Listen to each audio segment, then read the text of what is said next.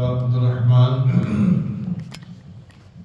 Brothers and friends, like I mentioned earlier, tonight is the second night of our series of talks and this program, Yad Shuhada Karbala program, Alhamdulillah. Tonight, inshallah, we will be discussing the Shan of Hazrat Abu Bakr Siddiq radiallahu ta'ala anhu and Hazrat Sayyidina Umar al-Faruq radiallahu ta'ala anhu. At Jummah time, somebody approached me and said, Mulana, the speaker who speaks in Urdu, can we get translation in the end? And inshallah, we will try and give a 5-6 minute translation, inshallah, in the end, for those who don't understand the Urdu language, inshallah. But once again, let us welcome our guest, and he is none other than the Imam, Khatib, Hafiz al-Qari, as a great alim al-Deen. He does tafsir classes as well, alhamdulillah, and he's heading the Nuri Masjid with his responsibilities.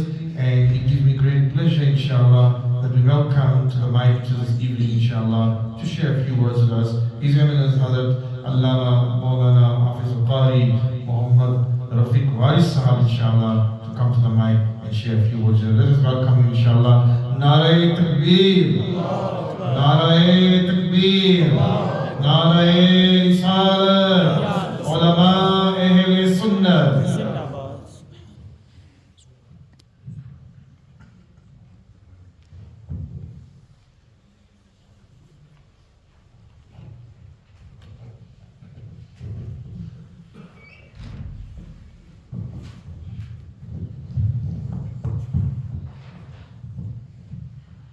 السلام علیکم ورحمۃ اللہ تعالی وبرکاتہ۔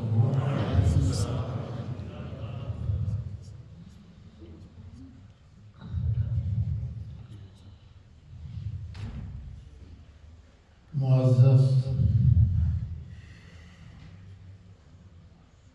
علماء ملت اسلامیہ میں خصوصی طور پر ہمارے حضرت علامہ مولانا محمد اسلم صاحب قبلہ، حضرت علامہ مولانا حافظ محمد توفیق پٹیل صاحب اور ہمارے دیگر سامعین حضرات اور خواتین، اللہ تبارک و تعالیٰ کا بے پایا کرم، شکر اور اس کا احسان کہ آج اس بابرکت محفل میں ہم حاضر ہیں اور صالحین کے تذکرے سے اپنے دلوں کو منور اور مجلہ کر رہے ہیں۔ صالحین اور اولیاء کاملین کا جب تذکرہ ہوتا ہے تو اللہ تبارک و تعالیٰ کی رحمتیں نازل ہوتی ہیں۔ اللہ نے یہ موقع اور اپرچونٹی ہمیں دیا کہ آج کی اس بابرکت محفل اور آنے والی جتنی محفل ہے، انشاءاللہ تعالیٰ اس کا حصہ آج ہم بنے اور انشاءاللہ آگے بھی بنیں گے۔ رب کریم ہماری اور آپ سب کی شرکت اور حاضری کو قبول فرمائے۔ الحمدللہ الحمدللہ رب العالمین والعاقبۃ للمتقین والصلاۃ والسلام علی سید المرسلین وعلی آلہ واصحابہ اجمعین، اما بعد فاعوذ باللہ من الشیطان الرجیم، بسم اللہ الرحمن الرحیم۔ وَسَيُجَنَّبُهَا الْأَتْقَى الَّذِي يُؤْتِي مَالَهُ يَتَزَكَّى وَمَا لِأَحَدٍ عِندَهُ مِن نِّعْمَةٍ تُجْزَىٰ إِلَّا ابْتِغَاءَ وَجْهِ رَبِّهِ الْأَعْلَىٰ۔ صدق اللہ العلی العظیم۔ انتہائی عقیدت و محبت کے ساتھ ہم اور آپ مل کر ساری کائنات کے آقا و مولا تاجدار مدینہ حضور پر نور محمد مصطفیٰ صلی اللہ تعالی علیہ وسلم کی مقدس بارگاہ میں جھوم جھوم کر درود و سلام کا نذرانہ عقیدت پیش کریں۔ پڑھیں اللہم صلی علی سیدنا و مولانا محمد وعلی آل سیدنا و مولانا محمد وبارک وسلم۔ آپ حضرات میرے ساتھ مل کر پڑھیں الصلاۃ والسلام علیک یا رسول اللہ، الصلاۃ والسلام علیک یا حبیب اللہ، الصلاۃ والسلام علیک یا نبی اللہ، آلك وأصحابك يا نور الله صلی اللہ تعالی علیہ وسلم۔ آج مجھے جو موضوع دیا گیا ہے وہ حضرت ابوبکر صدیق اور رضی اللہ تعالی عنہ اور حضرت عمر فاروق اعظم اور رضی اللہ تعالی عنہ کی شخصیت کے حوالے سے، یعنی شیخین کے حوالے سے تھوڑی دیر آپ حضرات کے سامنے گفتگو ہوگی، اور انشاءاللہ تبارک و تعالی ان کے ذکر سے ہم اپنے ایمان کو مضبوط بنانے کی کوشش کریں گے۔ سرور دو جہان، قبل اس کے کہ شیخین کا تذکرہ آپ کے سامنے کیا جائے، حضور سرور کائنات صلی اللہ علیہ وسلم کے وصال کا جو دن آتا ہے، یعنی سرکار دو عالم صلی اللہ علیہ وسلم کے اس ظاہری دنیا سے پردہ کرنے کا وقت جب آتا ہے تو مشکاۃ شریف میں یہ بیان کیا جاتا ہے کہ اس روز حضور سرور کائنات صلی اللہ علیہ وسلم کی خدمت میں حضرت جبریل امین علیہ السلام تشریف لائے، اور ان کے ساتھ ایک فرشتہ بھی، جس کے بارے میں بیان کیا جاتا ہے کہ وہ فرشتہ 1,00,000 فرشتوں کا افسر تھا، اور ان میں سے ہر ایک فرشتہ جو 1,00,000 جو فرشتے ہیں، 1,00,000 کا مزید افسر، ایک فرشتہ 1,00,000 کا افسر۔ تو حضور کی بارگاہ میں حضرت جبریل امین جب تشریف لائے تو وہ فرشتہ کون تھا؟ ملک الموت۔ تو سرکار کی بارگاہ میں حضرت جبریل امین کے ذریعے کہلوایا گیا کہ وہ حضور کی بارگاہ میں انہیں آنے کی اجازت چاہیے۔ تو سرکار نے حضرت جبریل سے پوچھا کہ وہ فرشتہ کون ہے؟ تو حضرت جبریل نے بتایا کہ یہ موت کا فرشتہ ہے، اور جس کے ساتھ جو 1,00,000 کا افسر ہے، اور ان میں سے ہر ایک 1,00,000 کا افسر۔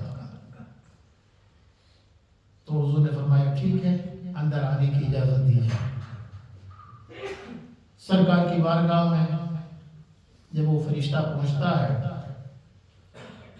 تو حضور کی بارگاہ میں یہ عرض کرتا ہے، سلام پہلے پیش کرتا ہے، سلام کے بعد حضور کی بارگاہ میں عرض کرتا ہے کہ اللہ تعالیٰ نے مجھے آپ کی خدمت میں بھیجا ہے، اور اس لیے کہ میں آپ کی اجازت لوں اس سلسلے میں کہ میں آپ کی روح قبض کروں یا نہ کروں، جیسا آپ آرڈر دیں گے ویسا میں کروں گا۔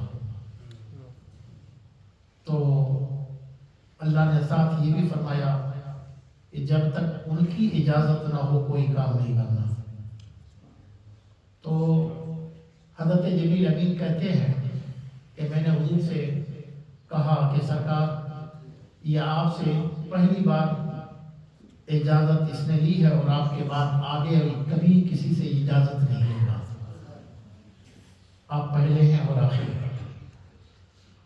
تو سرکار نے مشورتاً حضرت جبریل امین کی طرف توجہ کیا اور جاننا چاہا کہ اس سلسلے میں ان کی کیا رائے ہے۔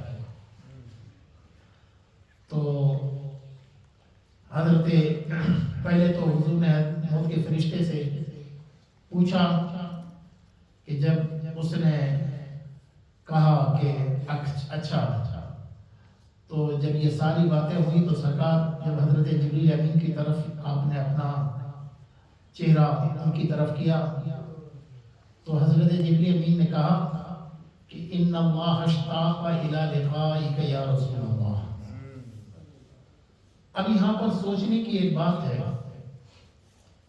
کہ حضرت جبریل امین کہہ سکتے تھے کہ حضور ایک وقت ہے کہ دنیا سے ہر ایک کو جانا ہے، تمام فرشتے ان کو بھی موت آنی ہے، میں بھی جاؤں گا، کل من علیہا فان ویبقى وجہ ربک ذو الجلال والاکرام۔